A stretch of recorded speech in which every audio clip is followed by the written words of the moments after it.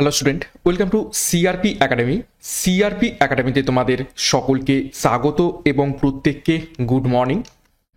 তো আমরা upcoming Kolkata police constable prelim পরীক্ষা 2025কে লক্ষ্য করে প্রত্যেক দিন সকাল 7টা থেকে বাছাই করা 40টি জিকে প্রশ্ন উত্তরের মাধ্যমে জিকে প্র্যাকটিস সেট করছি এবং আজকে আমরা 21 নম্বর প্র্যাকটিস সেট করব। শুরু থেকে শেষ পর্যন্ত ক্লাসগুলো দেখবে এবং প্রত্যেক দিন ক্লাসগুলো ফলো করবে। দেখো, তোমরা হয়তো একটু হতাশ রয়েছো যে ওবিসি মামলা ক্লিয়ার হচ্ছে না, তার জন্য আদৌ পরীক্ষা হবে কিনা সেই ব্যাপারে একটা তোমাদের মধ্যে সংশয় রয়েছে। কিন্তু এটা কিন্তু তোমরা মাথার মধ্যে ঢুকিয়ে নাও, ওবিসি কেস কিন্তু একদিন না একদিন সলভ হবে এবং আশা করা যাচ্ছে নেক্সট যে হিয়ারিং ডেট পড়েছে সেখানে কিন্তু সলভ হয়ে যাবে। কিন্তু তারপরে এই কেসটা কিন্তু উঠলেই তোমাদের এই যে পরীক্ষাগুলো আটকে রয়েছে, শুধুমাত্র পুলিশ পরীক্ষা নয়, আরও অনেক পরীক্ষা আটকে রয়েছে, সেগুলো কিন্তু একের পর এক চলে আসবে। নেক্সট ইয়ার ভোট রয়েছে, সরকার চাইবে কিন্তু পরীক্ষাগুলো কন্ডাক্ট করার, তখন কিন্তু একদমই সময় পাবে না। তো এই যে বাড়তি সময়টা একটু পাচ্ছ, এটা এখানে একদমই সময় নষ্ট করবে না। এই বাড়তি সময়টাকে নিজেদের প্রস্তুতিতে কাজে লাগাও, নিজেকে এগিয়ে রাখো অন্যদের তুলনায়, যাতে করে পরীক্ষাগুলো আসলেই তোমরা একদম সঠিকভাবে সেগুলোকে ক্র্যাক করতে পারো। তো একদম হতাশ হবে না, ঠিক আছে? অন্ধকারের পরেই কিন্তু আলো আসে, সবসময় মনে রাখবে আলো কিন্তু আসতে চলেছে। এবং প্রত্যেকদিন যেভাবে ক্লাসগুলো আমি করাচ্ছি সেইভাবে ফলো করতে থাকো। আশা করছি এখান থেকে অনেক অনেক প্রশ্ন তোমরা কমন পাবে। শুধু ধৈর্য ধরে ক্লাসগুলো করো। সাথে সিআরপি একাডেমিতে নতুন হয়ে থাকলে চ্যানেলটিকে সাবস্ক্রাইব করবে, পাশের বেল আইকনটা প্রেস করে রাখবে এবং টেলিগ্রামে যুক্ত হয়ে যাবে। তো গত ক্লাসে দুখানা হোমওয়ার্ক ছিল, সেই হোমওয়ার্কের উত্তর দুটো আমরা একটু দেখে নেব। প্রত্যেকটা ক্লাসে দুটো করে হোমওয়ার্ক থাকছে। দেখো, প্রথম প্রশ্ন ছিল 20 থেকে ফুল ফোটা কি ধরনের চলন? তো এটা সঠিক উত্তর হয়ে যাবে অপশন সি, ন্যাস্টিক চলন। ওকে, নেক্সট দ্বিতীয় যে হোমওয়ার্ক ছিল, আন্তর্জাতিক নারী দিবস কোন দিন পালিত হয়ে থাকে? তো এটা খুবই গুরুত্বপূর্ণ প্রশ্ন, বহুবার পরীক্ষাতে এসেছে এবং সঠিক উত্তর হয়ে যাবে অপশন এ, 8ই মার্চ আন্তর্জাতিক নারী দিবস পালিত হয়ে থাকে। তো এই ছিল গত ক্লাসে দুখানা হোমওয়ার্কের প্রশ্ন। আজ ক্লাসে দুটো হোমওয়ার্ক রয়েছে, কিন্তু ক্লাসের শেষে তোমরা সেই দুটো দেখবে। এবার আজকে ক্লাসের যে গুরুত্বপূর্ণ 40টি প্রশ্ন তো রয়েছে, সেগুলো এক এক করে দেখে নেব। দেখো, প্রথম প্রশ্ন কারেন্ট অ্যাফেয়ার্সের উপর থেকে, ওডিআই ক্রিকেটে দ্বিতীয় দ্রুততম ব্যাটসম্যান হিসাবে 11,000 রান পূর্ণ করেছেন নিচের কোন ক্রিকেটার?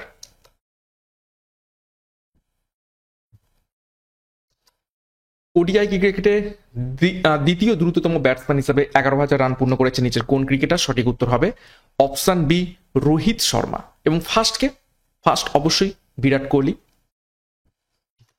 নেক্সট দ্বিতীয় প্রশ্ন দেখো, time magazines woman of the ইয়ার 2025 তালিকায় স্থান পেয়েছেন কোন ভারতীয় জীববিজ্ঞানী?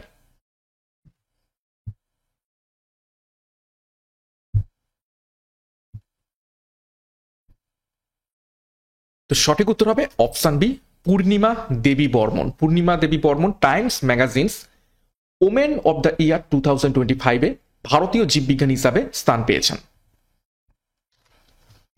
3 নম্বর প্রশ্ন, মেমোরি লিগ ওয়ার্ল্ড চ্যাম্পিয়নশিপ 2025 বিজয়ী 20 বছর বয়সী ভারতীয় প্রতিযোগীর নাম কি? অর্থাৎ নিচের কোন 20 বছর বয়সী ভারতীয় প্রতিযোগী মেমোরি লিগ ওয়ার্ল্ড চ্যাম্পিয়নশিপ 2025 জিতে নিয়েছে? তো সঠিক উত্তর হয়ে যাবে অপশন বি, বিশ্বা রাজাকুমার। নেক্সট 4 নম্বর প্রশ্ন, 2025 বাফটা অ্যাওয়ার্ডসে সেরা চলচ্চিত্রের তকমা পেয়েছে নিচের কোন সিনেমা? ভিভিআই করবে প্রশ্নটিকে।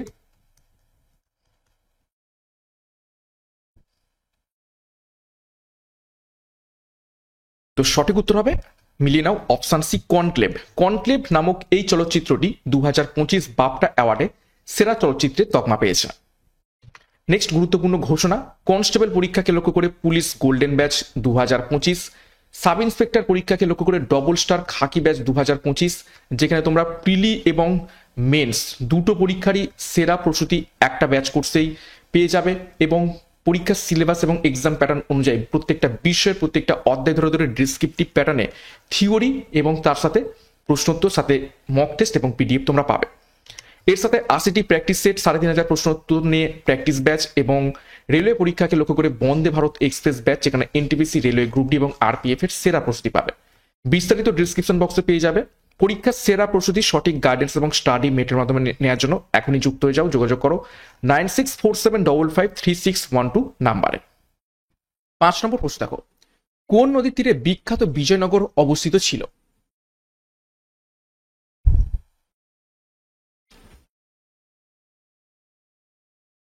চারটা অপশন, সঠিক উত্তর করার চেষ্টা করো।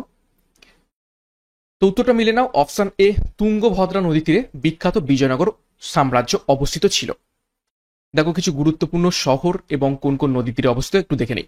নাসিক অবস্থিত গোদাবরী নদীর তীরে, কটক অবস্থিত মহানদী নদীর তীরে, তিরুচিরাপল্লী অবস্থিত কাবেরী নদীর তীরে, বিজয়ওয়াড়া অবস্থিত কৃষ্ণা নদীর তীরে, পুনে অবস্থিত মুলামুথা নদীর তীরে, কোয়েম্বাটুর অবস্থিত নোয়াল নদীর তীরে। নেক্সট দেখো 6 নম্বর প্রশ্ন, এয়ারফোর্স একাডেমি কোথায় অবস্থিত রয়েছে? ভিভিআই করবে প্রশ্নটিকে।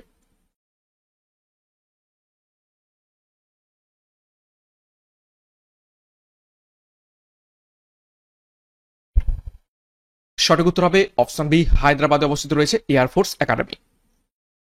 7 নম্বর প্রশ্ন, পৃথিবীর ফলের ঝুড়ি কাকে বলা হয়ে থাকে? নিচের কোন দেশকে পৃথিবীর ফলের ঝুড়ি বলা হয়, বা কোন অঞ্চলকে?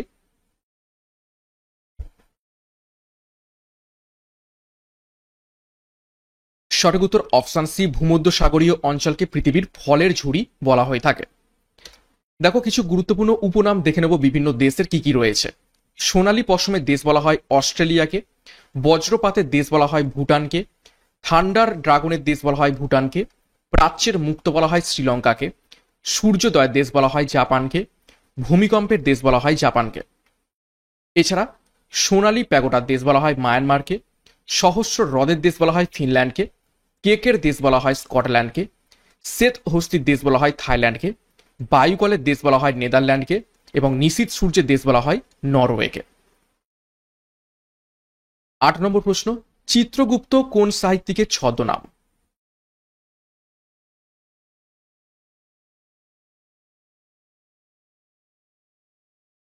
সঠিক উত্তর করার চেষ্টা করো। সঠিক উত্তর হয়ে যাবে অপশন বি, সতীনাথ ভাদুরীর ছদ্মনাম চিত্রগুপ্ত। দেখো কিছু বাংলা সাহিত্যিকের ছদ্মনাম আমরা দেখে নেব। রবীন্দ্রনাথ ঠাকুরের ছদ্মনামগুলো কি কি? ভানু সিংহ, আন্নাকালী পাকরাসি। কাজী নজরুল ইসলামের ছদ্মনাম ব্যাঙাচি। সমরেশ বসুর ছদ্মনাম কালকুট এবং ভ্রমর। বিমল ঘোষের ছদ্মনাম মৌমাছি। বিনয় ঘোষের ছদ্মনাম কালপেঁচা। অখিল নিয়োগীর ছদ্মনাম স্বপন বুড়ো। বিনয় মুখোপাধ্যায়ের ছদ্মনাম যাযাবর। কালীপ্রসন্ন সিংহের ছদ্মনাম হুতুম প্যাঁচা। নেক্সট, অন্নদা শঙ্কর রায়ের ছদ্মনাম লীলাময় রায়। বিদ্যাসাগরের ছদ্মনাম ভাই পোষ্য। সত্যেন্দ্রনাথ দত্তের ছদ্মনাম কবিরত্ন এবং নবকুমার। প্যারীচাঁদ মিত্রের ছদ্মনাম টেকচাঁদ ঠাকুর। বলাইচাঁদ মুখোপাধ্যায়ের ছদ্মনাম বনফুল। বঙ্কিমচন্দ্র চট্টোপাধ্যায়ের ছদ্মনাম কমলাকান্ত। খুবই গুরুত্বপূর্ণ তথ্য দেখলাম। 9 নম্বর প্রশ্ন দেখো, স্ট্যাচু অব লিবার্টি মূর্তিটি আমেরিকাকে উপহার দেয় নিচের কোন দেশ?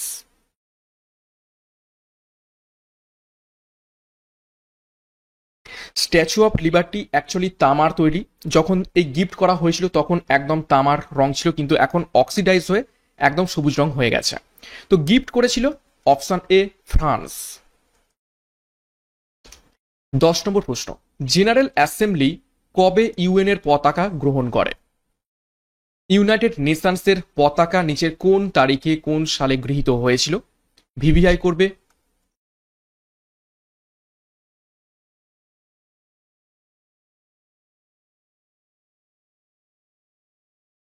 সঠিক উত্তর হবে অপশন সি, 20 অক্টোবর 1947 সালে। দেখো জাতিসংঘ বা ইউএন সম্পর্কে কিছু গুরুত্বপূর্ণ তথ্য দেখব। দেখো জাতিসংঘ বা ইউএন হলো একটি আন্তর্জাতিক সংস্থা যা 1945 সালের 24 অক্টোবর প্রতিষ্ঠিত হয়। VVI point. এর সদর দপ্তর রয়েছে মার্কিন যুক্তরাষ্ট্রের নিউ ইয়র্ক শহরে। বর্তমান মহাসচিব রয়েছেন অ্যান্তনিও গুতারেস। এতে 193টি সদস্য রাষ্ট্র, 2টি পর্যবেক্ষক রাষ্ট্র রয়েছে। এর 6টি সরকারি ভাষা রয়েছে কি কি? আরবি, চীনা, ইংরেজি, ফরাসি, রাশিয়ান এবং স্প্যানিশ। নেক্সট দেখো 11 নম্বর প্রশ্ন, ভারতের কোন রাজ্যে সর্বাধিক বনভূমি রয়েছে? ভিভিআই করবে প্রশ্নটা এবং এখানে ভুল যাওয়ার চান্স প্রবল রয়েছে। ভারতের কোন রাজ্যে সর্বাধিক বনভূমি রয়েছে?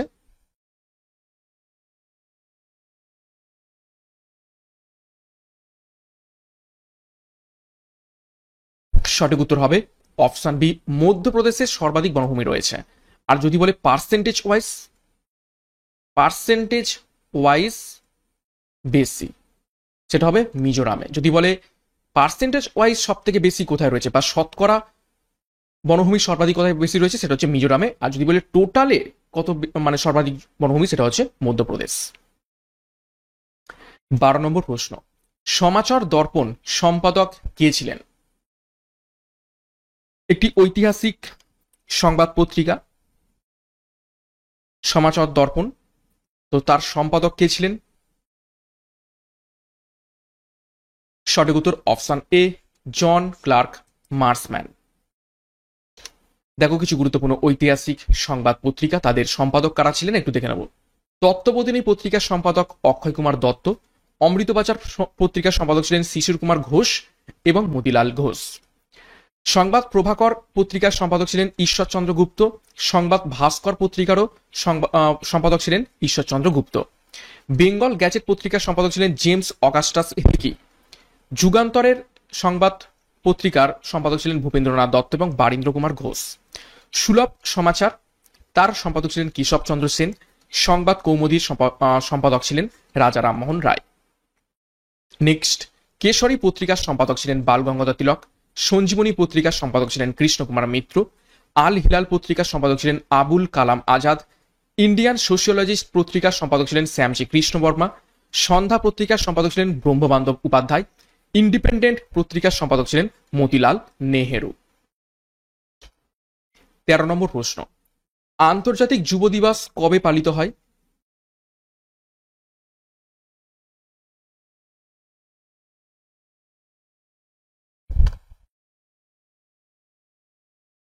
সঠিক উত্তর অপশন ডি, 12ই আগস্ট আন্তর্জাতিক যুব দিবস পালিত হয়ে থাকে। আর যদি প্রশ্ন আসে জাতীয় যুব দিবস, সেটা হয়ে যাবে 12ই জানুয়ারি। দেখো কিছু গুরুত্বপূর্ণ আমরা দিবস সম্পর্কে দেখে নেব। 4ঠা জানুয়ারি বিশ্ব ব্রেল দিবস। 4ঠা ফেব্রুয়ারি বিশ্ব ক্যান্সার দিবস। 3রা মার্চ বিশ্ব বন্যপ্রাণী দিবস। 8ই মার্চ আন্তর্জাতিক মহিলা দিবস। 7ই এপ্রিল বিশ্ব স্বাস্থ্য দিবস। 31শে মে তামাক বিরোধী দিবস। এছাড়া 21শে জুন আন্তর্জাতিক যোগ দিবস। 11ই জুলাই বিশ্ব জনসংখ্যা দিবস। 16ই সেপ্টেম্বর বিশ্ব ওজন দিবস। 16ই অক্টোবর বিশ্ব খাদ্য দিবস। 14ই নভেম্বর বিশ্ব মধুমেহ দিবস বা ডায়াবেটিস দিবস। ঠিক আছে, ডায়াবেটিস দিবস। আর 10ই ডিসেম্বর বিশ্ব মানবাধিকার দিবস। গুরুত্বপূর্ণ তথ্য দিবস সম্পর্কে পরীক্ষায় প্রশ্ন আসতে পারে। 14 নম্বর প্রশ্ন, রঙ্গস্বামী কাপ কোন খেলার সঙ্গে যুক্ত রয়েছে? 4টে অপশন, সঠিক উত্তর করার চেষ্টা করো।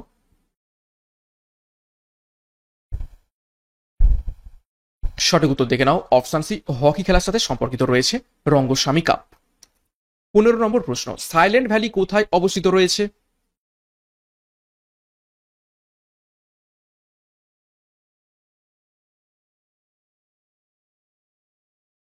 সঠিক উত্তর হবে অপশন ডি, কেরলে। 16 নম্বর প্রশ্ন, শরীরের তাপমাত্রা নিয়ন্ত্রণ করে নিচের কোন গ্রন্থি? স্টার মার্ক করবে প্রশ্নটিকে।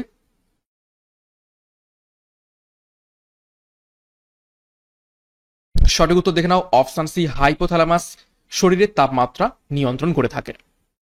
17 নম্বর প্রশ্ন, কলিঙ্গ পুরস্কার কোন ক্ষেত্রে দেয়া হয়ে থাকে?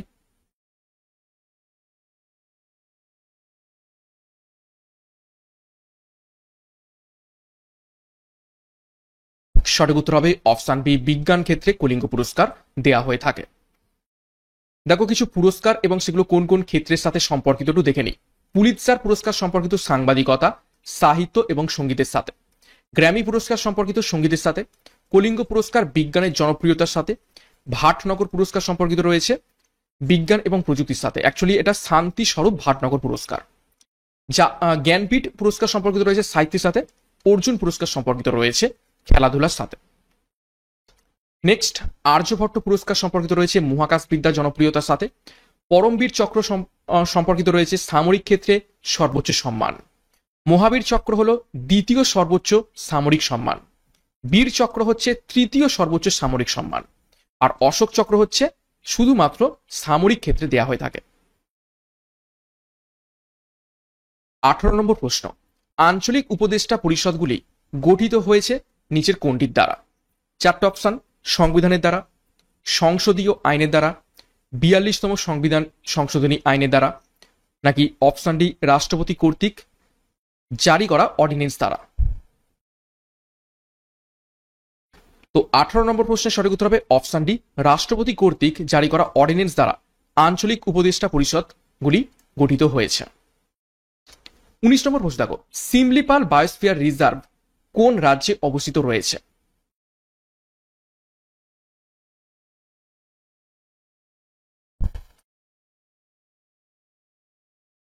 সঠিক উত্তর হবে অপশন সি ওড়িশা। দেখো কিছু গুরুত্বপূর্ণ আমরা বায়োস্ফিয়ার রিজার্ভ সেগুলো কত সালে প্রতিষ্ঠিত হয় এবং কোন কোন রাজ্যে অবস্থিত সেগুলো একটু দেখে নেই। নীলগিরি বায়োস্ফিয়ার রিজার্ভ 1986 সালে প্রতিষ্ঠিত হয়, তামিলনাড়ুতে অবস্থিত।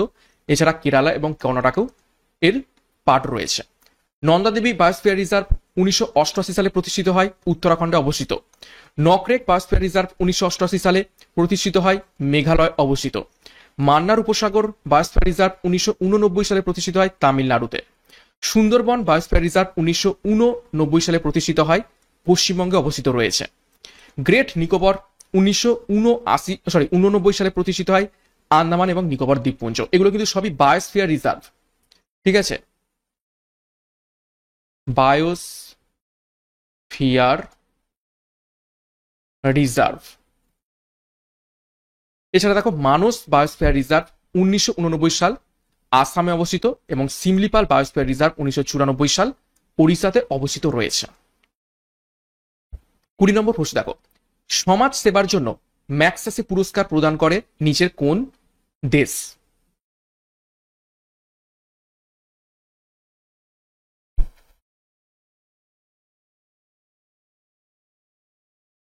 কুড়ি নম্বর প্রশ্নের সঠিক উত্তর হবে অপশন ডি ফিলিপাইন্সের সরকার সমাজ সেবার জন্য ম্যাগসেসে পুরস্কার দেওয়া হয়ে থাকে এবং এটা প্রথম 1958 সালে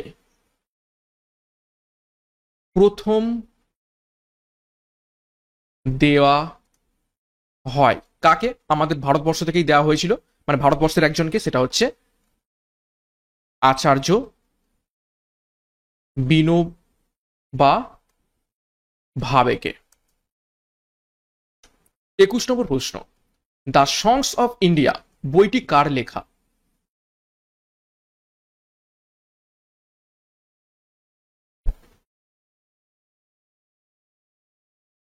সঠিক উত্তর হবে অপশন সি সরোজিনী নাইডুর লেখা দ্য সংস অফ ইন্ডিয়া।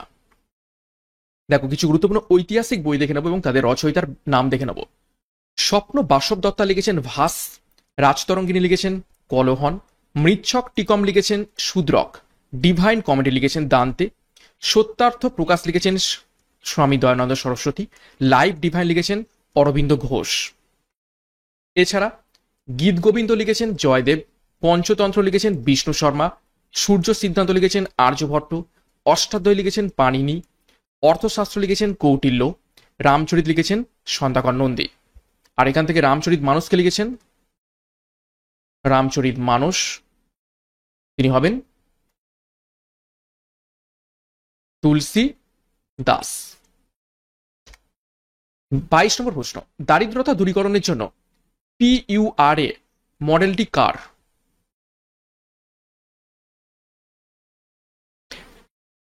পিউরা মডেলটি নিচের কোন ব্যক্তির দারিদ্রতা দূরীকরণের জন্য? সঠিক উত্তর দেখো অপশন বি এপিজে আব্দুল কালামের। 23 নম্বর প্রশ্ন, ন্যাটো কত সালে স্থাপিত হয়?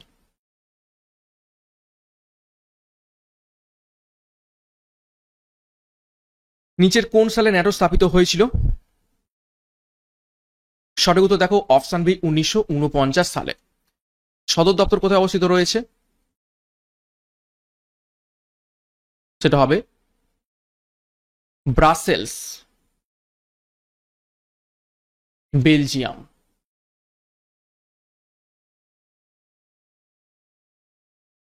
24, নিবেল সমান কত বিটস?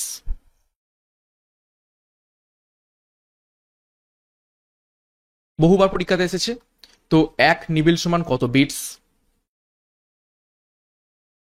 সঠিক উত্তর হবে অপশন এ 4 বিটস। 25 নম্বর প্রশ্ন, নুনমাটি তৈল শোধনাগার কোন রাজ্যে অবস্থিত রয়েছে?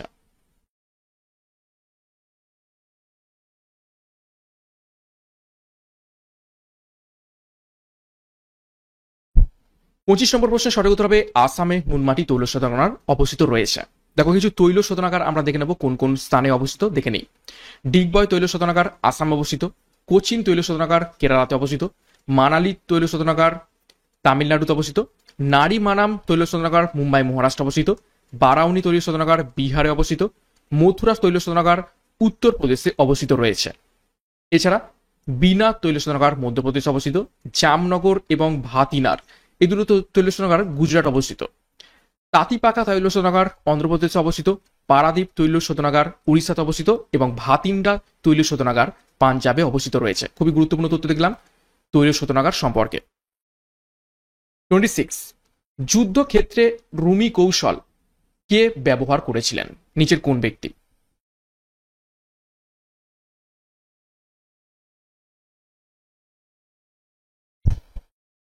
সঠিক উত্তর হবে অপশন সি বাবর। শুধু রুমি কৌশল নয়, আর একটা কৌশল তুলুকমা, তুলুকমা কৌশল। সাথে কামানের প্রথম ব্যবহার করেন কে? সব বাবর। 27, ল্যাটেরাইট মৃত্তিকা কোথায় দেখতে পাওয়া যায়?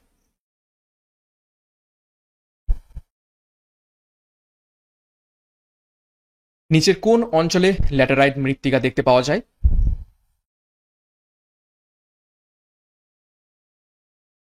সঠিক উত্তর হবে অপশন সি ছোটনাগপুর মালভূমি অঞ্চলে ল্যাটেরাইট মৃত্তিকা দেখতে পাওয়া যায়। দেখো কিছু গুরুত্বপূর্ণ মৃত্তিকা এবং কোন কোন মৃত্তিকাতে কি কি চাষ হয় ভালো সেগুলো দেখে নিই। কৃষ্ণ মৃত্তিকা কার্পাস বা তুলা চাষ ভালো হয়। ল্যাটেরাইট মৃত্তিকা কাজু বাদাম চাষ ভালো হয়। পার্বত্য মৃত্তিকা চা ও কফি চাষ ভালো হয়। লোহিত মৃত্তিকা রাগি জোয়ার তৈলবীজ ভালো হয়। পলি মাটি ধান গম এবং ইক্ষু চাষ ভালো হয়। নেক্সট দেখো 28, যুক্তরাজ্যে প্রথম ভারতীয় শহীদকে?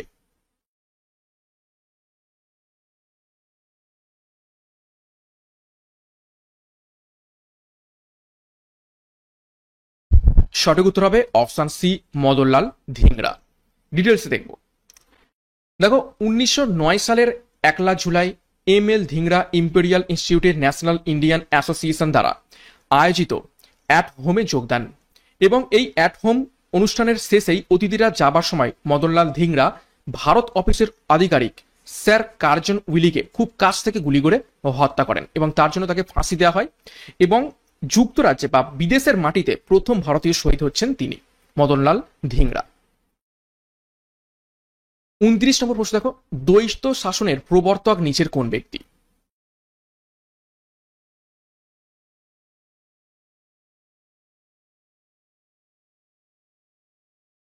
সঠিক উত্তর অপশন সি রবার্ট ক্লাইভ। দেখো কিছু গুরুত্বপূর্ণ তথ্য। ওয়ারেন হেস্টিং 1772 সালে দ্বৈত শাসন ব্যবস্থা রদ করেছিলেন, চালু করেছিলেন রবার্ট ক্লাইভ এবং বন্ধ করেছিলেন ওয়ারেন হেস্টিং। লর্ড কর্নওয়ালিস দ্বারা চিরস্থায়ী বন্দোবস্ত এবং সিভিল সার্ভিস ব্যবস্থা প্রবর্তিত হয়েছিল এবং লর্ড ওয়েলেসলি ভারতে অধীনতামূলক মিত্রতা নীতি প্রবর্তন করেছিলেন। 30 নম্বর প্রশ্ন দেখো, পৃথিবীর প্রাকৃতিক সৌর পর্দা বলা হয় তাকে নিচের কোনটিকে? ইজি প্রশ্ন, একদম ইজি প্রশ্ন। সঠিক উত্তর অপশন এ ওজোন স্তরকে। 31 নম্বর প্রশ্ন, স্বামী বিবেকানন্দ রামকৃষ্ণ মিশন তৈরি করেন নিচের কোন সালে?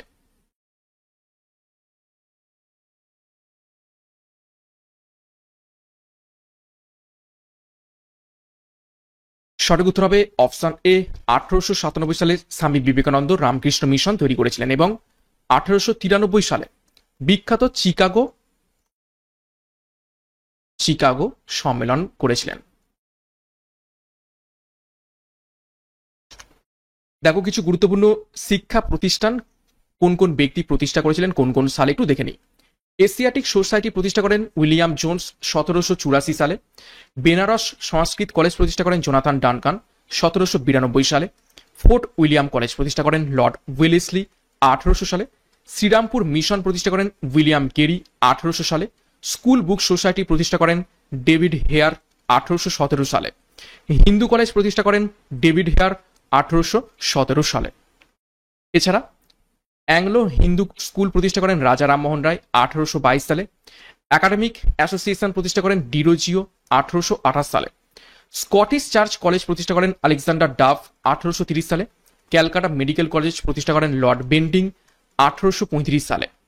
তত্ত্ববোধিনী পাঠশালা প্রতিষ্ঠা করেন দেবেন্দ্রনাথ ঠাকুর 1840 সালে। 32 নিচের কোন গ্যাসকে ফায়ার এয়ার বলা হয়ে থাকে?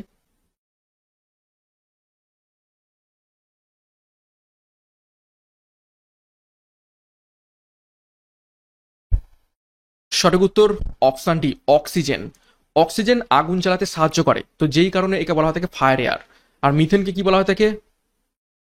Marsh gas. 33 sea of tranquillity কাকে বলা হয় থাকে?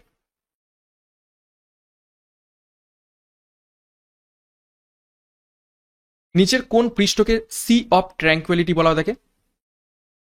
সঠিক উত্তর হয়ে যাবে এখানে অপশন সি চন্দ্রপৃষ্ঠ। 34 দেখো কয়না প্রকল্প কোন রাজ্যে অবস্থিত রয়েছে?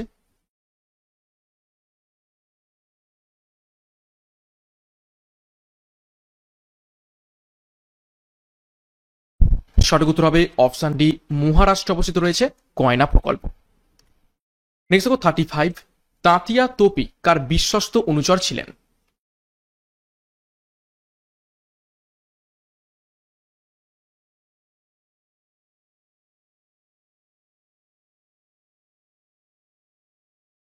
সঠিক উত্তর হবে অপশন ডি নানা সাহেব। নানা সাহেবের বিশ্বস্ত অনুচর ছিলেন তাঁতিয়া তোপি। 1857 যে মহাবিদ্রোহ হয়েছিল তার সেখানে বিখ্যাত নেতৃত্ব দিয়েছিলেন তাঁতিয়া তোপি। এখান থেকে আর একটা গুরুত্বপূর্ণ প্রশ্ন আছে, তাঁতিয়া তোপির আসল নাম সেটা হচ্ছে রামচন্দ্র পাণ্ডু রঙ্গ। 36 দাস বংশের প্রতিষ্ঠা করে নিচের কোন ব্যক্তি বা কোন সম্রাট?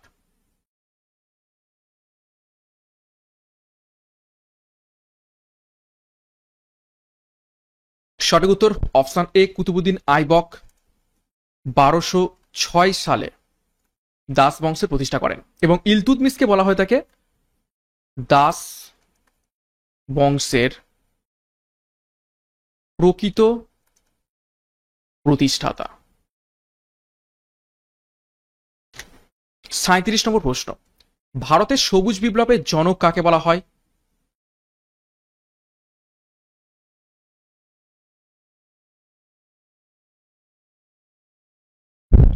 সঠিক উত্তর হবে অপশন বি এম এস স্বামীনাথনকে ভারতের সবুজ বিপ্লবের জনক বলা হয় তাকে। এবং সবুজ বিপ্লব কত সালে হয়েছিল? 1961 সালে।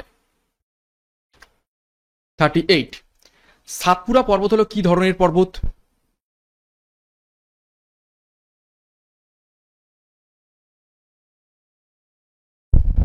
সাতপুরা এক ধরনের স্তূপ পর্বত। 39 ইনটাকি অভয়ারণ্য কোন রাজ্যে অবস্থিত রয়েছে?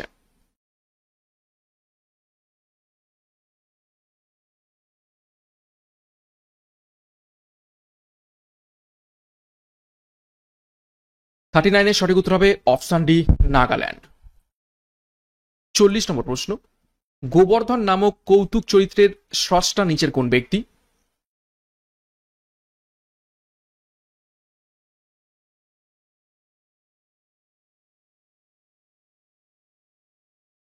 তো সঠিক উত্তর হবে অপশন সি, শিবরাম চক্রবর্তী।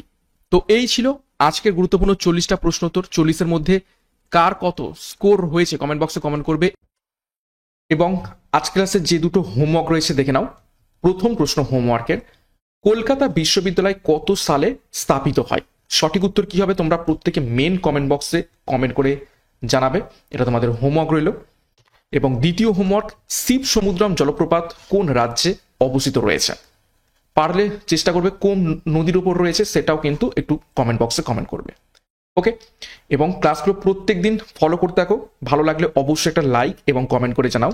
এবং আমাদের যে 4খানা গুরুত্বপূর্ণ ব্যাচ কোর্স রয়েছে, police golden batch, double star khaki batch, practice batch এবং বন্দে ভারত এক্সপ্রেস ব্যাচ, যার যেটি প্রয়োজন রয়েছে সেই অনুযায়ী যুক্ত হয়ে যাও। আমাদের সাথে যোগাযোগ করো 9647553612 নাম্বারে, বিস্তারিত ডিসক্রিপশন বক্সে পেয়ে যাবে।